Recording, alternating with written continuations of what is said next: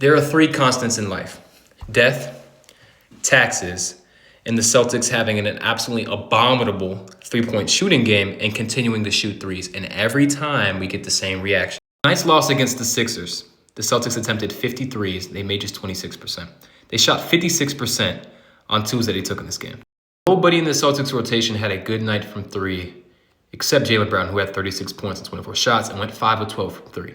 Celtics are the most rigid adherents to their scoring process out of any team in the NBA. What that means is, even on a bad night, they will play the same way. And that's for better or for worse. Ways to look at it, right? When a team so wholeheartedly believes in a style of play, you cannot just change how they play immediately. Like, if you lose belief in that style and that process, then everything goes to shit, for lack of a better term, right?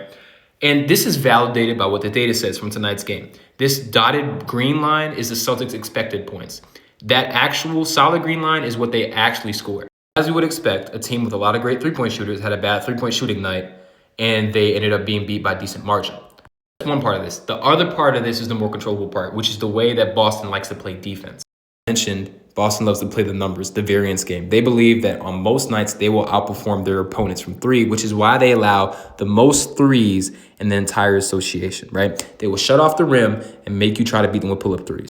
Tonight's game, that disparity was just too large to overcome. I mean, Philly almost shot 50% from three. Boston shot 26%. And a lot of this is because of the shot usage that was allowed to both VJ Edgecombe and Tyrese Maxey. The Celtics will invite variance, like I mentioned, from a three-point perspective, especially if Kate is on the floor. They want to sit in a deep drop as much as possible and rely on their point of attack defense and the overall shot variance of taking a pull-up three. Now, this is a lot of space to give Tyrese Maxey, admittedly so, right? He did miss 2 threes before this, and there were also plenty where VJ missed against the same look. That's why I think the Celtics are so comfortable sitting in this. But it's also not to say that, because the thing is, Mazzulla also adjusted it after Tyrese Maxey came down and hit another three. Here it is in early transition, right? Same look, that deep drop, Tyrese is wide open despite that no help, he knocks it down.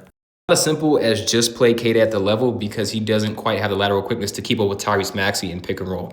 I would almost suggest putting guards out there to switch or hedge. You can see that Maxey turns the corner here, it gets past Kate's hips, and when he gets that ball up on the glass, it leaves Andre Drummond mismatch on the offensive rebound. Next possession, Maxey comes down, finds Kelly Oubre in the corner after that nail help. They hit a three. So I think Philly was already in the offensive rhythm. But there are definitely ways that the Celtics can pull back and push back from this hyper variance game. They can play Tatum at the 5. They can put guards out the level. By no means is it still over. Very much so still in the Celtics' wheelhouse. But you have to take these high variance games when they come. It's just the style of basketball they play. We don't need another think piece about this, I promise. They'll be fine. They'll take care of business.